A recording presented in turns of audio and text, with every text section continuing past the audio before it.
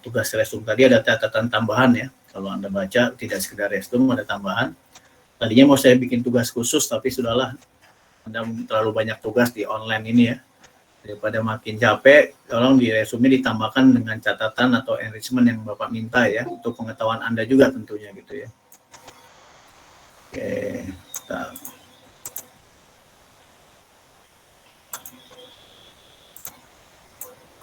kenapa nih gambarnya gini, sebentar ya, kita coba review dulu. Oke, ada Trijal, saya lagi masuk.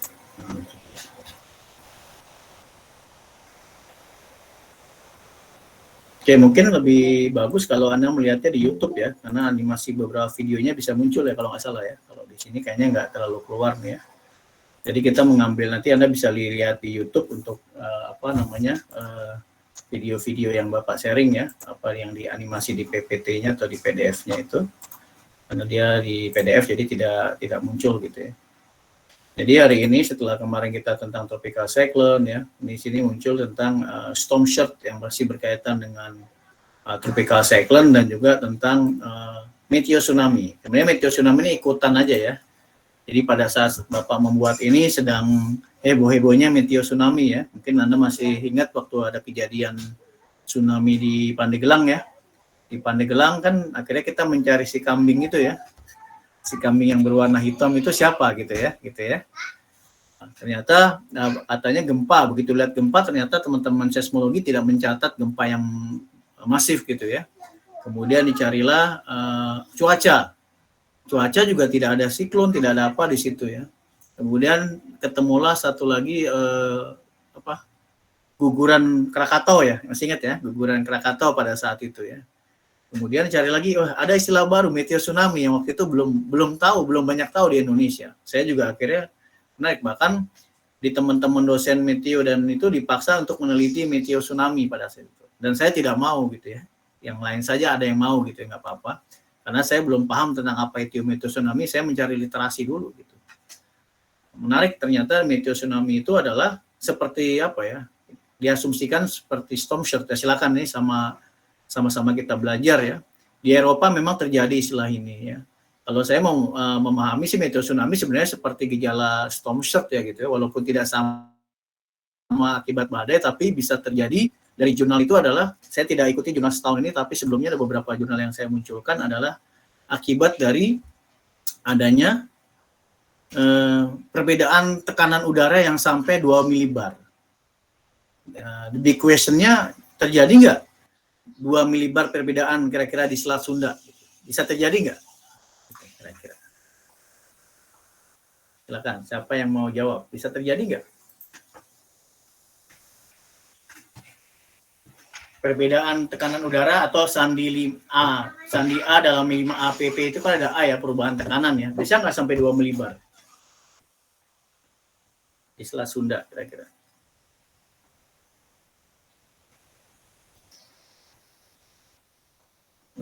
Siapa yang mau jawab? Silakan, yang siklon siapa atau yang ngurusin ini? Ya, ada nggak 2 milibar perubahan tekanan? Kalau 5 APP Anda lagi penyandian itu berapa sih tekanan yang terjadi perubahannya? 0, Pak biasanya. Kalau sudah sampai 2 milibar artinya kan ya itu udah indikator terjadinya tsunami gitu ya. Terjadinya cyclone gitu ya, perubahan tekanannya.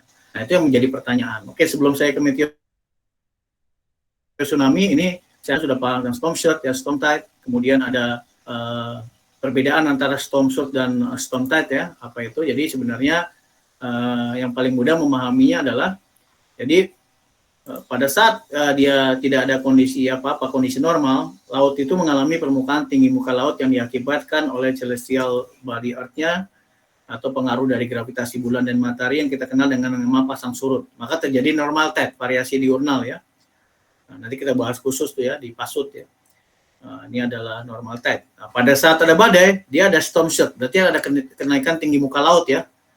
Jadi normal tide dan storm surge. Nah, ada lagi istilah storm tide. Storm tide ini adalah normal tide plus storm surge. Amerika biasanya menggunakan warna dengan istilah storm tide. Jadi lebih tinggi. Di Indonesia agak menarik karena tidak banyak pengukuran tentang tinggi muka laut ini gitu ya.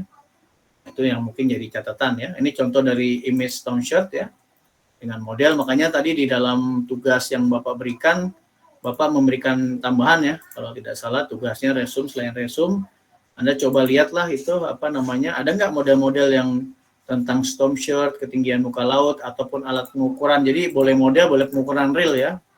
Water level kita juga ada, tapi lebih senang Bapak memodelkan impact storm shirt ini ya.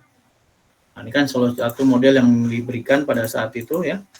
Kalau kita lihat pada saat Katrina itu impact-nya luar biasa ya. Jadi di intrusinya nih daratan Amerika ketutup nih ya. Jadi kalau kita lihat ini sampai 200 berapa tuh? 25 feet ya. Berapa meter berarti itu? 1 feet 0,3 kali 2 ya, kali 3 lah gitu ya, 9 atau 10 meter ya, jadi lumayan tinggi gitu ya di sini konsepnya. Nah kemudian makanya di tugas tadi kasih tambahan, selain untuk apa ya, untuk apa melihat resume ya, kalau masih ingat tugas tadi ya, ini saya sharing lah tugasnya. Ini tolong tambahan update, saya tidak kasih tugas khusus di file apa, Anda baca informasi tambahkan di resume Anda ya. Jadi model estimasi storm shirt apa yang ada updatingnya, dan tsunami itu deteksi tsunami-nya seperti apa. Kan saya sudah mulai pancing dengan bahan materi dari Bapak ya, nanti bisa dilihat gitu ya. Mungkin itu, kemudian untuk tugas tambahannya ya. Kemudian untuk kembali ke materi, nah, jadi meteo tsunami ini kenapa muncul ya, karena pada saat itu ada isu itu, sekarang sudah tenggelam gitu ya. Bahkan ada yang meyakini terjadi pada saat kejadian itu, dan kalau Bapak masih ragu gitu ya. Waktu itu makanya begitu meneliti, boleh meneliti tapi dikasih duit banyak, jadi saya jalan-jalan ke sana gitu ya, ke Selat Sunda sana gitu, naik kapal terus pengukuran langsung gitu, baru akan itu ya. Nah jadi ini kalau kita lihat di sini, jadi karakteristik yang hampir sama dengan karakteristik tsunami atau seismic wave, tapi disebabkan oleh gangguan tekanan udara. Nah, biasanya dia associated with fast moving weather system seperti squall line gitu ya. Tapi squall line di Indonesia kan tidak bisa membangkitkan seperti tsunami ya, semasif itu ya. Walaupun 2 atau 1 tahun lalu setelah pernah terjadi ya, mungkin pas kita meteotropis belajar ya waktu itu, masih ingat gak yang ada squall line di daerah Tulang Bawang Lampung ya, ada wall cloud seperti ini ya. Itu juga menimbulkan di daerah Selat Sunda juga gitu, tapi juga hanya storm surge biasa, tidak sampai menimbulkan meteo tsunami. Nah, kalau dia squall-nya lihat seperti ini ya. Kemudian gangguan ini akan mengenerate gelombang ya, yang traveling sampai speed-nya sampai dengan overhead sampai weather system. Jadi kebayang di atas itu ada awan gitu ya, panjang squall-nya, dan di bawahnya itu tinggi gelombangnya traveling sampai seperti tsunami gitu kan. Berarti kan sangat luar biasa itu kejadian itu ya. Penelitiannya ada, tapi rata-rata di Eropa gitu ya, di luar negeri lintang menengah ya. Di Indonesia Bapak belum dapat ini. Perkembangannya mengikuti dari beberapa faktor ya, intensitasnya, arahnya, gangguan, dan seterusnya. Dan kekuatannya tentunya ya. Nah ini tentang meteo tsunami ya. Jadi ingat ya, ini bukan khusus di meteo maritim, tapi karena pada saat itu muncul isu meteo tsunami, bahkan sempat dihembuskan oleh teman-teman di pusat gitu ya, ada meteo tsunami gitu ya. Nah, jadi awan seperti ini gelombang di bawahnya mengenerate gitu ya. Sebenarnya ada PowerPoint-nya ya, Anda bisa cari pada saat ada tsunami. Nah, ini juga menggambarkan generate tsunami-nya kalau Anda lihat di sini. Ya, ini deep water, ini ada inlet pelabuhan ya. Jadi di sini ada gangguan. Nah, jadi gangguan yang di atas ini ya, memberikan pressure, tekanan tension kepada air laut sehingga menyebabkan gelombang tinggi. Berarti kan sistem weather system di atas ini luar biasa gitu ya. Kalau awan MCS biasa juga tidak akan memicu sampai seperti itu. Justru kemarin saya sempat, waktu ini muncul, sempat berpikir jangan-jangan ini yang membahas ini adalah orang geofisika, orang seismik gitu ya. Dia ada tsunami tapi gempanya tidak merekod gitu. Sehingga meteo tsunami aja, kenapa? Karena di atas ada penurunan tekanan udara. Jadi bukan orang meteo mungkin menyebutnya storm surge tadi gitu ya. Nah, ini mungkin ya. Nah, makanya ini masih misteri yang bisa kita ungkap gitu ya. Oke, ini contohnya ya. Ada renunsiasi ya, teorinya seperti itu. Kemudian ini juga ada video meteo tsunami ya. Nanti Anda bisa lihat di YouTube-nya ya. Strong ya. Jadi rare weather event, nah, jadi tidak rata semuanya, bahkan meteo tsunami terjadi juga di danau, nah, mungkin seperti Danau Toba ya gitu ya, terjadi meteo tsunami gitu kan, luar biasa gitu ya. Nah ini juga sebenarnya what we should done to forecast ya. Nah ini makanya saya merahin ya, forecasting meteo tsunami remain a challenge, jadi masih tantangan gitu ya.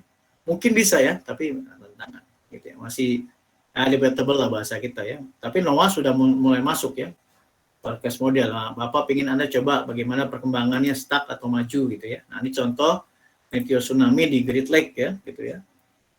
Coba membuat tsunami based on the high resolution of pressure ya, air pressure. Kalau di Indonesia ya kecil kemungkinannya ya. Orang kalau dia siklon kemarin PD aja yang di selatan itu 1008 sampai 1000 jadi siklon, terus langsung dimarahin sama orang Kupang disuruh pergi ke Australia kan gitu ya. Jadi nggak lama deh gitu ya. Jadi bayangkan kalau itu di Selat Sunda berarti kan tekanan udaranya harusnya sangat 2 milibar lah, di atas 1 milibar ya. Kemudian ini beberapa skema dari warning dari meteo tsunami ya. Jadi menggunakan numerical weather, dia adalah parameternya wind speed karena dia mengenerate gelombang tadi ya. Kemudian pressure kita dia ya begitu-begitu saja di daerah tropis ya. Kemudian ketinggian airnya. Observasinya seperti biasa HF radar segala macam ya. Makanya dipasang tuh HF radar di Selat Sunda, tujuannya seperti itu. Jadi di sini terlihat water levelnya naik atau tidak gitu. Nah, ini simulasi dari meteo tsunami dari Delta Res ya, dari Belanda nih Delta Res. Ini sebenarnya bisa dilihat di video YouTube, nanti kita lihat di situ ya, yang dari Bapak. Ini beberapa sudah ada event kerjasamanya ya. Kemudian ini beberapa jurnal, numerical model of meteo tsunami type interaction from ya bla bla bla ya. Rata-rata di sana Indonesia. Nggak tahu yang teman-teman teliti dosen STMKG udah muncul atau enggak gitu. Saya nggak ikutan gitu, karena saya ragu. Saya kalau ilmunya terbatas nggak berani gitu ya. Karena biar aja ranahnya geofisika lah, meteo tsunami belum. Yang tsunami geofisika aja belum bisa terpecahkan gitu ya, apalagi yang meteo lagi gitu ya. Bagus kita fokus ke siklon dan storm surge. Gitu. Oke. Ini beberapa Anda bisa lihat di sini ya, beberapa video yang saya tampilkan baik di storm surge ya maupun yang berkaitan dengan meteo tsunami ya.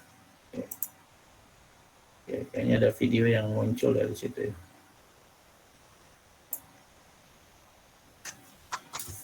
Nah ini storm surge tadi ya, berkaitan dengan storm surge dan storm tide ya. Kemudian ada Oke, saya mau lanjut ke sini aja.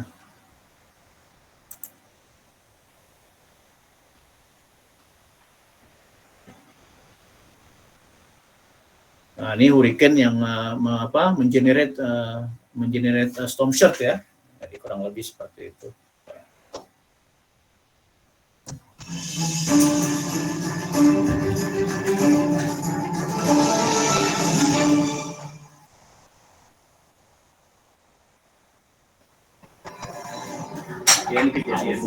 Are the only deadly force during a hurricane. The greatest threat actually comes from the water in the form of storm surge. That is pushed toward the Tampilannya masih di PDF, Pak. Sorry. Oke. Ya, Anda bisa lihat di situ ya YouTube-nya ya. Jadi di situ sudah ada juga di YouTube-nya. Jadi bagaimana dia meningkatkan ya. Ini masih cerita storm surge ya, bukan cerita meteo tsunami ya. Jadi kita lihat ya meteo tsunami. Ya, jadi ini ya ini dahsyat lah, kategorinya udah di atas 2 ya, gitu ya. Nah, ini storm surge memodelkan ya. Yang paling menarik kenapa menjadi storm surge ini pada saat Katrina ya, tahun 2000 itu ya, 4 atau berapa. Pada saat kampanye Presiden Amerika tuh jadi buat ladang kampanyenya Obama pada saat itu ya. Ini Katrina nih kalau nggak salah pada saat itu ya. Jadi bisa buat ladang kampanye pada saat itu ya. Jadi memang masuknya lewat sungai-sungai, intrusinya jadi balik gitu ya ke arah pemukiman. Ya. Dan filmnya juga banyak tentang itu ya, film yang berlatar belakang itu. Oke, ini ya, kemudian kita lanjut ke yang lain ya, apa misalkan kita mau ke meteo tsunami tadi ya. Nah ini dia. Jadi meteo tsunami ya digambarkan sebagai related to weather ya, makanya dibilang meteo gitu ya. Ada Lists the faktor official tekanan. definition of a meteo tsunami Ya. as, quote, similar to... Ya, ini yang tadi Bapak citasi ya, where a pressure disturbance often associated with the fast moving weather system. Jadi Earthquake ini bergerak di atasnya dia sambil memberikan tension terhadap air laut. Often associated with fast-moving weather systems. And though they're not terribly common, various meteo tsunami events, back in Ini, jadi dia terjadinya di pelabuhan ya, di danau, ya mungkin kalau di lintang menengah mereka punya front ya gitu ya, jadi front juga bisa membentuk itu. May have taken place in the city of Naples. Well, if you're familiar with Naples, there's a beautiful pier that juts out into the Gulf of Mexico just off Gulf Shore, and it records, among other things, the actual depth of the water in the Gulf of Mexico. What happened early Sunday morning, well before sunrise, is a line of strong and severe thunderstorms were racing across the Gulf of Mexico, pushing ini start movingnya, jadi ini dia bagaimana badai itu bergerak dengan sangat cepat ya. Ya sistem konvektifnya ya yang masuk.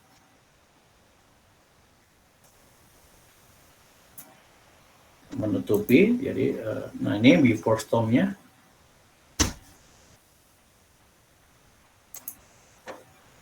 Ya begitu ada storm tadi, dia menaikkan tinggi muka lautnya tadi ya, gelombangnya menjadi lebih tinggi ya. Ini adalah analisisnya dia gitu ya, seperti itu. Makanya di Indonesia apakah bisa semasif itu sistem konvektif meningkatkan itu ya? Bisa, tapi ya apakah sebesar sampai tsunami itu yang menjadi pertanyaan ya, karena tsunami kan sampai beberapa kilometer kecepatannya ya. Itu mungkin yang menjadi nanti bisa menjadi gambaran ya. Kalau saya sih belum sampai ke sana berpikirnya ya, meteo tsunami itu. Karena untuk siklon aja kita belum sampai yang kategori 1 gitu ya. Itu mungkin yang menjadi itu ya. Nah, ini yang dari simulasi Deltares ya. Nah, lihat ya simulasi dari Deltares ya. Kemudian kalau kita lihat ini animasinya,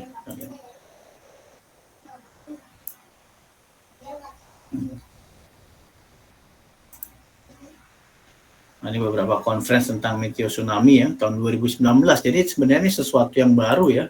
Jadi munculnya saya nggak tahu dari mana nih, tapi conference-nya ada 2019 ya. Artinya memang sesuatu yang baru itu. Makanya pada saat kejadian tsunami di daerah mana, Selat Sunda itu di Pandeglang di daerah Tanjung Lesung itu jadi rame gitu. Coba kajian meteo tsunami gitu. Nah itu sebenarnya munculnya seperti itu. Ya buat kita sebagai meteorologis sekedar tahu apakah itu meteo tsunami benar-benar yang diistilahkan atau memang seperti storm surge ya. Tapi kalau tadi jelas dia pemicunya memang ada sistem konvektif yang bergerak sangat kuat, sangat daratan dan juga sangat besar sehingga memberikan peningkatan terhadap gelombang. Ya terhadap angin lah intinya ya, nggak usah sampai meteo sampai konvektif yang besar ya. Satu sel awan CB itu di bawahnya memberikan tinggi gelombang. Itu yang saya lakukan waktu masih baru kerja di Belawan ya. Jadi kita tidak punya data satelit yang bagus, hanya mempunyai kategori untuk awan CB. Secara manual kita bikin awan CB di laut itu mana sih? Nah dari situ kita estimasi tinggi gelombang. Makanya dulu, aduh luar biasa tuh susahnya untuk memprediksi gelombang di laut ya. Nah seperti sekarang kan pakai model, pakai SWAN, pakai WaveWatt muncul. Saya tuh dulu selain Rumen Veris, kita teman-teman di maritim itu mau bikin tinggi gelombang tinggi itu yang satu pertama secara kuantitatif menghitung awan CB di laut. Dengan awan CB itu kita hitung persentasenya bahwa nanti akan terjadi peluang tinggi sekian dengan angin yang kita prediksi. Itu lebih walau-walam lagi tuh ya, kita tidak tahu verifikasinya gitu. Kalau sekarang tidak verifikasi tampilannya cantik gitu ya, bisa dipertanggungjawabkan dengan model tadi. Nah sekarang udah tahu, zaman dulu tampilannya nggak ada, data modelnya nggak ada gitu ya. Hanya berbekal satelit yang dulu digambar oleh Pak Jakir waktu masih itu. Pak Jakir menggambar sandi awan CB di dalam peta-peta dengan spidol. Itu masa lalu tahun 97 ya. Jadi memang luar biasa daya imajinasi forecaster di masa lalu gitu ya. Imajinasi itu mundur ke belakang sampai 24 jam ke depan. Kalau sekarang kan Anda sudah lebih mudah gitu ya, sudah dibantu model. Ini apa nih pemain? Wah ini Anda nih mobile gini suka nih ya, kita stop aja ya.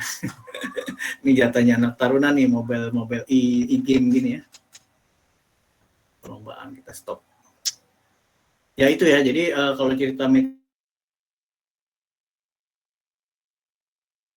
itu teknologi mungkin teknik prediksinya, mungkin ilmunya tidak terlalu signifikan ya, tapi tetap tidak perubahannya tidak signifikan. Tapi teknologi komputasinya yang sekarang luar biasa dan teknik pengamatannya. Jadi memang sangat besar gitu ya pengaruhnya terhadap peningkatan keakurasian dari prediksi di BMKG. Makanya kita harus bersyukurlah, Anda bersyukurlah. Jadi sekarang kalau bekerja itu sudah ada baseline-nya gitu ya, bisa dipertanggungjawabkan secara ilmiah.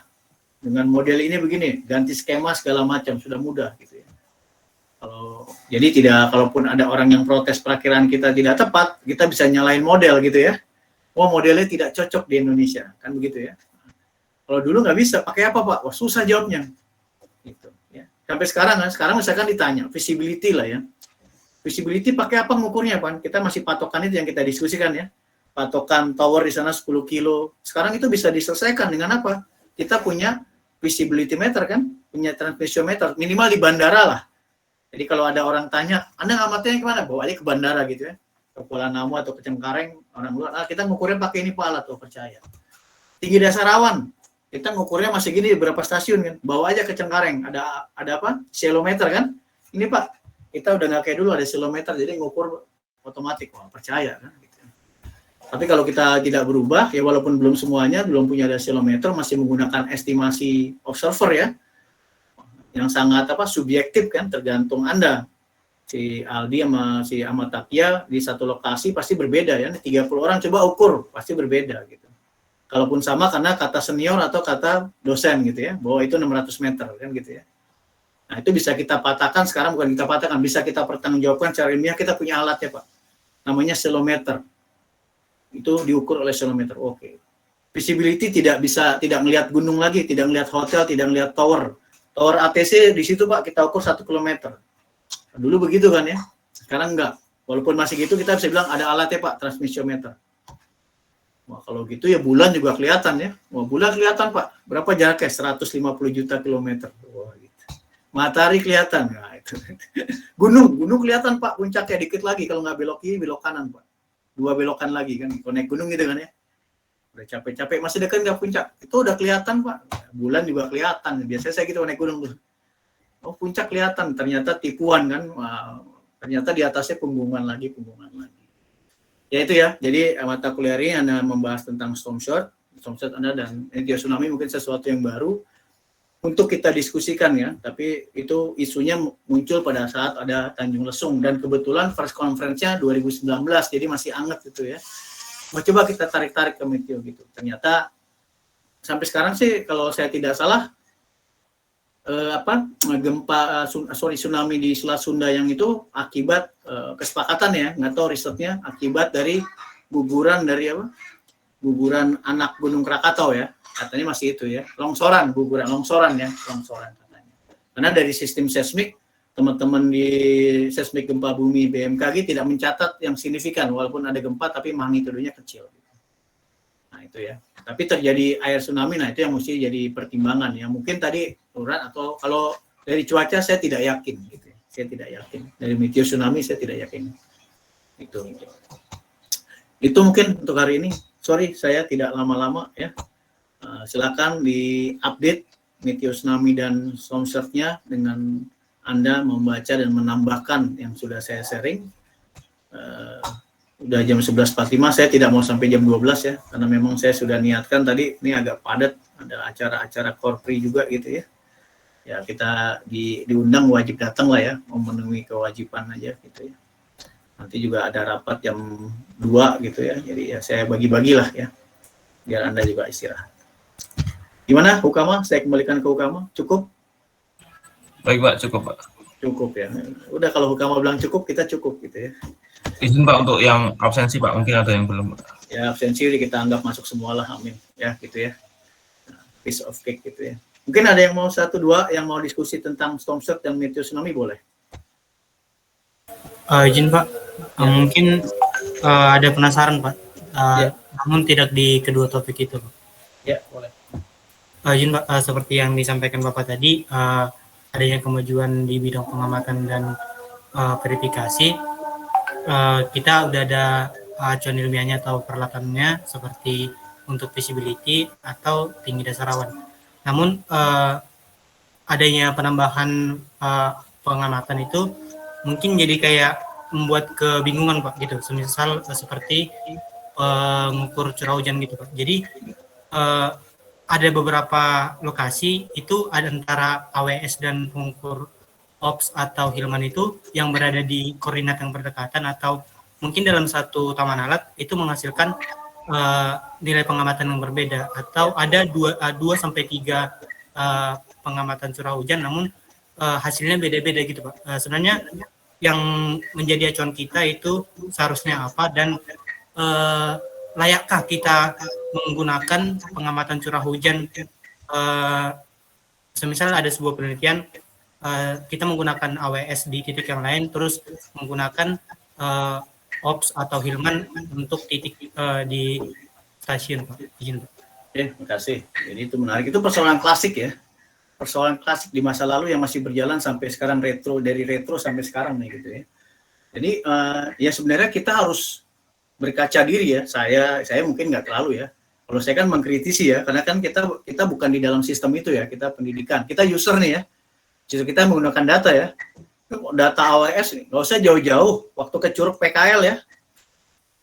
Ini kok data RH kok 150% gitu ya. Nah, nggak usah jauh-jauh ya. RH nih, kita belum cerita curah hujan kan. Iya Pak, saya tanya. Iya Pak, teknisinya belum datang gitu. Nah, itu satu ya. Gitu ya. Sana. Terus ada perdebatan, ada yang pakai OPS aja, yang pakai Helman aja gitu ya. Hilman apa Helman ya? Manusia neraka atau apa tuh ya? Helman ya. Nah, itu ya. Kemudian pakai AWS gitu ya. Jadi kan sebenarnya kalau saya kembali ke kita gitu ya. Ya kalau BMKG punya standar, kita berkaca aja quality control kita seperti apa gitu ya. Makanya bagi kita, buka BMKG kan sering marah tuh ya. Ya, bayangkan kalau alat itu rusak, kita nggak usah cerita rusak dulu lah. Tadi kita cerita bukan rusak ya, berfungsi tapi hasilnya nggak sama gitu ya. Mana yang mau dipakai? Apalagi, dan ini banyak kalau usah pakai zona lah. Di satu taman alat ya, observasi, Helman ya itu. Itulah sebenarnya kenapa jurusan instrumen lebih banyak di STMKG gitu loh. Kalau kita mau kasar itu tugas mereka gitu ya. Udah standar, bahkan senior Anda tuh yang instrumen dia punya standar. Saya ingat tahun lalu tuh 2 tahun lalu tuh dimasukkan ke hotel untuk training ISO alat itu instrumen ya, ada itu. Angkatan tahun lalu kalau nggak salah. Jadi diajak seluruh lulusan instrumen itu untuk mengenal ISO standar, jadi mereka punya sertifikasi. Harusnya sih ya beres gitu, apalagi alat BMKG itu standarnya menggunakan standarnya. Wah sudah hebat-hebat ya, menggunakan misalkan sebut Faisala gitu ya. Kalau kita main merek ya, Honda Suzuki itu, Honda itu Faisalanya alat kita lah gitu ya. Kalau Davis itu Amerika tapi keduanya gitu, Davis ya, alat Davis tuh. Belum lagi pakai Jinyang ya, ada lagi tuh alat BMKG namanya Jinyang ya. Dulu dari Cina tuh, dari Taiwan tuh Jinyang. Jinnya yang baik atau yang buruk saya nggak tahu tuh ya, Jinyang namanya gitu. Yang ingin saya katakan adalah kembali ke kita gitu. Kita tuh beli gampang gitu ya. Kan sebenarnya membeli alat itu adalah ada speknya ya. Memilih spek A adalah kita sudah yakin alatnya bagus. Kalau kita beli alat baru terus alatnya nggak bagus, nah harusnya kita menentukan. Jadi kembali ke kita kok sebenarnya. Kadang-kadang kan dulu ya nakal, apalagi tadi kalau apel tadi mungkin ada yang ikut ya, atau kelas lain ikut coba. Sampai Taruna saya nggak ketawa apel tadi pagi gitu, karena yang membaca Korpri adalah Taruna gitu ya, Smith ya. Ini lucu nih, yang bukan salah Taruna sih, Taruna kan yes or no ya, gitu kan. Kan kalian itu kan yes or no ya, disuruh ya, tidak gitu ya. Kan agak mengganggu saya itu sebenarnya kan. Taruna membaca Korpri gitu ya. Kami pegawai negeri, belum pegawai negeri 1 itu. Kemudian tadi yang baca doa siapa, Dani atau Faisal atau siapa tuh. Baca doa. Ya kita semoga dalam ini adalah pengadaannya bersih, clear, dan bagus. Jadi pengadaan barangnya sampai 3 kali dia mengucapkan tuh. Nanti bisa dicek ke Ariantika Maniputu tuh, karena dia ikut tadi di situ ya. Nah, kami ini yang baca Taruna doanya adalah ya, jadi saya tadi doanya jadi nggak serius gitu ya. Ya, jadi semoga BMKG pengadaan barang yang clear dan apa, jadi pengadaan barangnya bersih lah gitu ya. Nah, ngapain Taruna ngurusin pengadaan barang gitu ya. Nah, itu dari satu sisi, tapi dari situ artinya kan tuh doa titipan ya. Itu doa titipan kan, ada yang bikin skripnya gitu ya, skripnya ya. Nah, yang skripnya mungkin pegawai, artinya dari pimpinan, karena artinya ada masalah di situ gitu ya. Bahwa dalam pengadaan kita juga tidak baik gitu ya. Di masa lalu mungkin ya, kita lagi mencoba baik gitu ya. Contoh aja gini, nah ini kalau kita contoh lah, antara Samsung dengan Xiaomi gitu ya, Anda milih mana? Kalau yang bagus lah, Anda punya duit gitu, Inlim. Izin Pak, kalau saya pribadi masih mempertimbangkan speknya Pak. Kenapa? Masih Iya, speknya sama. Oh, saya pilih Samsung Pak. Samsung kan gitu ya. Nah, harganya murahan mana kira-kira? Xiaomi Pak. Nah, Xiaomi. Nah, BMKG harusnya beli Samsung gitu ya, dengan duit segitu ya. Di masa lalu tuh ada gitu. Dengan uangnya segitu tapi belinya Xiaomi ini, kita cerita gitu ya. Artinya dia speknya sama gitu ya, tapi menurunkan gitu. Itu terjadi. Makanya masa lalu ada alat-alat kita yang jinjang. Sekarang alat kita sudah bagus. Berarti tinggal quality control teman-teman instrumen nih kan gitu ya. Nah, gitu. Jadi sebenarnya memang kembali ke kita gitu. Kalau dipakai yang mana yang bagus, harusnya semua alat bagus gitu ya. Kan sudah lewati standar, sudah lewati ISO. Kita juga punya alat kalibrasi gitu ya. Kalau rusak menurut saya tuh barang itu dibuat pabrikan 1 tahun kok jaminan ya. Benar nggak ya? 1 tahun tuh alat jaminan ada maintenance-nya gitu. Nah, ceritanya panjang lah. Saya kalau ditekan kita bisa face to face cerita contohnya apa gitu. Bahkan itu baru AWS ya, belum radar ya. Belum cerita radar yang lebih besar. Yang harganya paling murah 16M, paling mahal 40M gitu ya. Nah, jadi gitu kembali ke kita mau apa gitu ya. Makanya sebenarnya kita harus mulai membangun nih. Alat-alat kita yang harus dibangun jadi blended gitu ya. Antara buatan dalam negeri, orang-orang BMKG dengan yang kita beli gitu. Jadi nggak ada ketergantungan gitu ya. Kalau sekarang kan tergantungan murni ya, atau alat itu dari sana datang. Padahal kita jurusan instrumen sudah banyak tujuannya memperbaiki itu. Jadi kalau menurut saya sih quality control ya, maintenance-nya gitu. Karena kalau alat yang dibeli pasti bagus. Nah sekarang apakah ada kecurangan dalam pembelian itu? Nah itu tadi. Kalau pedagang itu, kalau dia dikasih duit banyak, kasih dia lebih gitu ya, benar nggak? Saya nih Samsungnya 10 juta gitu harganya. Ya sudah gitu. Kalau dikurangin duitnya, cuma dikasih 8 juta, dia kasih yang 8 juta kan gitu ya. Speknya diturunkan gitu ya. Paham nggak kira-kira? Ini kan Anda semester 8, nanti semester 7 mau 8 belajar ini ya. Belajar apa? Anti korupsi ya. Nah, belajar anti korupsi kan nanti ya. Nah, gitu, simple. Jadi, kalau saya nih, saya pejabat ya. Lim, kamu proyeknya, tolong belikan alat saya. Ini duitnya 10 ya. Ini terjadi bukan di BMKG, dimanapun ya, di masa lalu ya. Duitnya 10, tolong kasih ke saya 2 ya, yang bisa kamu pakai 8 gitu ya. Nah, ini Lim ya, ini mental kan gitu ya. Kira-kira yang kamu turunkan apa? Spek kan gitu ya. Oh ini nggak usah, ini nggak usah, ini nggak usah kan. Pedagang begitu. Saya pernah di dunia itu juga, makanya paham gitu ya. Jadi kalau itu dari sisi itu. Nah kalau sekarang mungkin sudah bagus semua alatnya. Berarti kalau sekarang sudah, ini tinggal pilihan aja. Dulu masa lalu begitu. Kita berubah, kalau itu sudah sesuai spek, berarti ada alat yang lebih baik dan tidak baik. Nah dari situ sebenarnya dikoreksi gitu. Yang kita pakai, yang kita baik, kan kita punya uang yang sesuai kebutuhan kita gitu ya. Misalkan radar, ada EC, ada ada EC, ada Gamatronic. Kalau Gamatronic bagus ya harusnya kita pakai Gamatronic semua gitu ya. Nah, kita kan alatnya sekarang macam-macam, beda-beda gitu ya. Gitu ya. Kalau kita lihat alat ini bagus ya kita pakai satu alat itu aja gitu. Kenapa rame-rame gitu? Banyak beda-beda merek gitu ya. Kalau Honda bagus, kita pakai Honda semua dong gitu ya. Harusnya kan begitu ya. Itu namanya ISO standar gitu. Nah ini sebenarnya itu. Nah inilah yang mesti dirubah oleh negara ini gitu ya. Negara ini gitu. Makanya salah satunya adalah tadi. Makanya sekarang BMKG, departemen lain mencoba membangun WWBK kan. Wilayah bebas korupsi dan nepotisme itu. Tapi bukan sekedar jargon kan. Kita mulai dari diri kita. Gitu. Nah nanti kalau kamu jadi pegawai, ini yang alim-alim, yang rajin ke masjid, yang rajin ke pura, yang rajin ke gereja, berani nggak menolak? Misalkan tadi, Pak Aris nyuruh kamu, Lim, ini ada duit 10 juta, ya, misalkan 10 juta, padahal ratusan juta atau miliaran. Tolong alat ini, yang bisa dipakai 8 juta. Mau nggak kamu, Lim? Nah, itu kan gitu kan. Ya sekarang Anggareta geleng-geleng nggak mau, coba buktikan 5 tahun, coba ya. Karirmu mentok tuh ya, kalau tidak mau ikut, karirmu mentok. Nah itu mindset ASN itu mesti dirubah, berani nggak gitu. Alhamdulillah saya ada pernah mengalami itu, sekarang diselamatkan jadi dosen gitu ya. Dosen itu hidup, life is choice ya gitu ya, pilihan. Kan orang baik ini kan banyak ya tapi diam gitu kan gitu. Nah, kalau kalian ada 30 orang terus orang baiknya ada 28, yang 2 ini pasti kalah gitu kan. Maksudnya yang tidak baik 2, tapi dia ngomong terus gitu, yang lainnya diam. Itu yang terjadi sama negara ini, bukan BMKG ya, negara ini. Mahasiswa sekarang pada kemana? Mahasiswa nggak usah ikatan dinas lah, mahasiswa umum pada kemana tuh? Nggak ada, karena Indonesia ternyata penelitian tadi pagi gaya gravitasinya besar Pak, sehingga membuat warga Indonesia senang rebahan, makin rebahan gitu ya. Jadi gaya gravitasi di Indonesia, baca di detik.com tuh ya, gaya gravitasi itu makin berat di Indonesia. Makanya kaum rebahan bertambah sambil megang HP. Ya. Alhamdulillah sekarang kuliahnya nggak ada yang rebahan ya. Nggak, saya mau bilang gitu. Jadi yang bisa merubah negara ini siapa? Anda, calon-calon pemimpin gitu ya. Calon pemimpin Anda. If you say, kuncinya cuma satu, belajar berkata tidak. Nah, itu bukunya nggak ada, belajar berkata tidak. Ada sih bukunya. Itu bukunya Cak Nun. Nah, tahun 1993 itu bacaan saya tuh. Kalau Anda kenal Cak Nun ya, orang Jombang tuh ya di sana ya. Nah, Cak Nun itu kiai.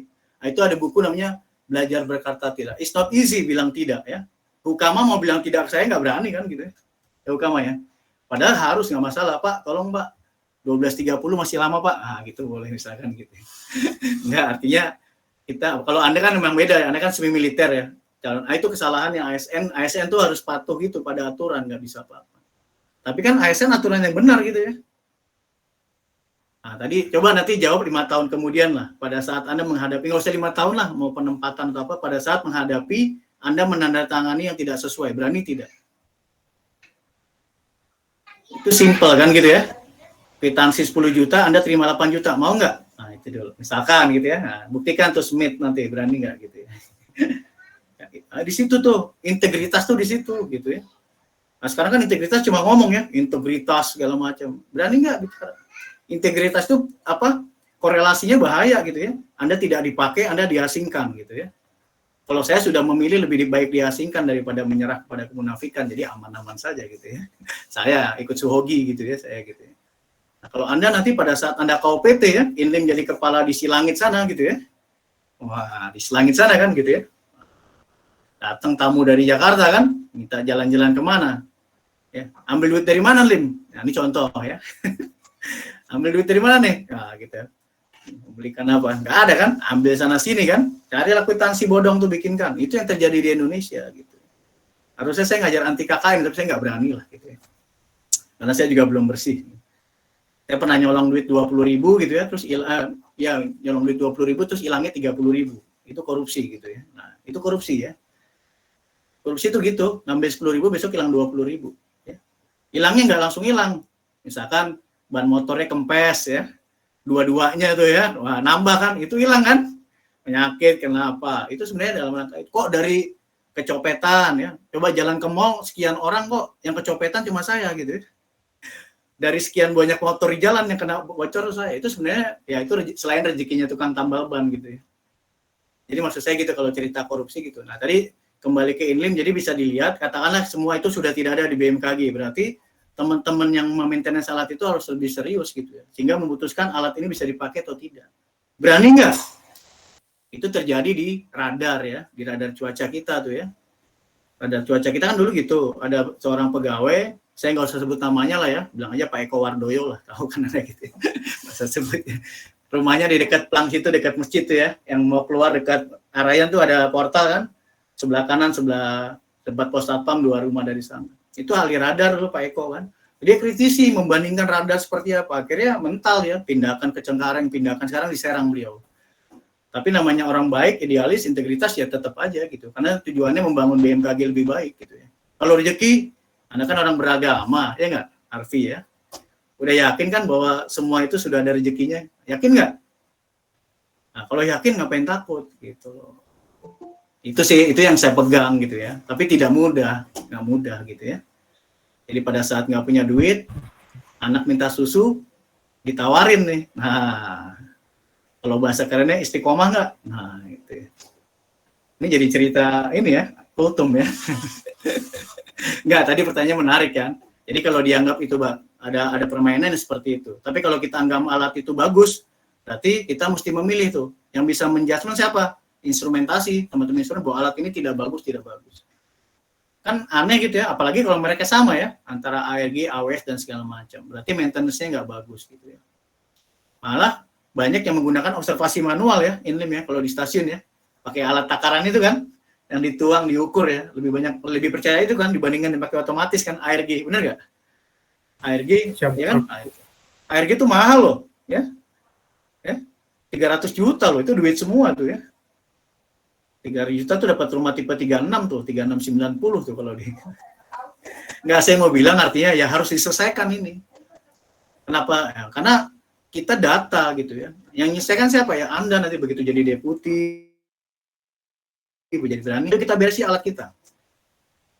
Anda buka data AWS, aneh datanya kan ya. Saya mendapatkan itu. Bahkan saya sendiri nggak yakin pakai data AWS gitu. Tapi untuk tidak yakin harus kita lakukan dulu gitu kan. Wah, curah hujannya sampai 500 mm. Ternyata yang kemarin masih numpuk di situ, tersumbat di dalamnya kan gitu ya.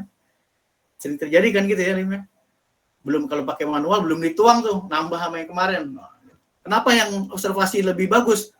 Karena jam 7 pagi diambil sama observer kan ya. Observernya datang, dituang dulu, diukur, dibuang kan gitu ya. Itulah kenapa yang manual lebih bagus gitu. Apalagi kalau kita bicara panci penguapan gitu ya. Wah, itu lagi kan. Panci penguapan gitu kan. Ya, seperti itu. Ya, itulah, ada jawaban bersayap ya. Antara apakah alat itu memang dibeli dengan tidak pas gitu. Yang kedua, kalau itu alat itu sudah bagus pembeliannya, berarti maintenance gitu ya. Karena kita pandai membeli, tapi begitu udah beli lupa tuh datanya, konsistensinya mau apa itu kita lupa gitu. Itu yang terjadi di kita ya. Jadi kita berkaca kepada diri kita masing-masing, mari kita berubah lebih baik gitu ya. Nah, kita mulai dari mana? Dari taman alat kita ya. Taman alat STMK gitu, kita coba di situ. Makanya kan saya dulu punya cita-cita taman alat itu punya nomor staf bisa masuk gitu ya. Kan kalau di kampus-kampus luar Anda lihat ya, IPB lah nggak usah jauh. IPB itu taman alatnya ada ya, jalan terus. Walaupun tidak masuk ke sistem kita.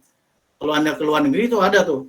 Misalkan dari Kochi University, dari Washington University, stasiunnya masuk ke dalam database mereka gitu. Kita harusnya begitu gitu. Ini itu mungkin agak melebar kemana-mana, tapi nggak apa-apa. Anda anak generasi muda kan, saya cekokin dikit dengan bukan racun, madu ya. Nanti kita lihat. Artinya saya dunia itu kan nyata ya, antara virtual dengan dunia nyata. Dunia nyata kan, dunia birokrasi kan tidak semudah ya, tidak semudah yang ini ya. Jadi itu tantangan kita sebagai birokrat, sebagai ASN gitu ya. Tantangannya di situ ya. Nanti Anda tuh yang jadi decision maker yang berani ngambil di situ ya. Gitu. Karena korupsi kan it's not about greedy, bukan hanya by need ya, tapi by greedy ya gitu ya. Kalau by need itu adalah korupsi by need itu nggak punya duit nyolong gitu ya. Tapi pegawai negeri sekarang sudah alhamdulillah ya, sudah cukup ya, dengan tukin itu udah cukup. Anak muda seperti Anda gaji keluar 5 juta, 6 juta itu udah lumayan gitu ya. Pegang 6 juta sebulan udah lumayan Lim ya. Kirim ke kampung buat ke sini wah udah lumayan. Buat modal nikah nanti udah cukup gitu ya. Untuk modal ngelamar gitu ya, antaran 2,5 gram cukup ngantar lah gitu ya. Antaran nggak usah banyak-banyak gitu ya. Apalagi kalau ini seperangkat alat sholat cukup gitu ya. Makanya banyaknya nikah pandemi karena murah ya kan. Murah kan, tidak perlu undangan, virtual online, langsung pakai QRIS ya, atau QR code untuk kirim itunya. Itu murah nih, pendapatan banyak.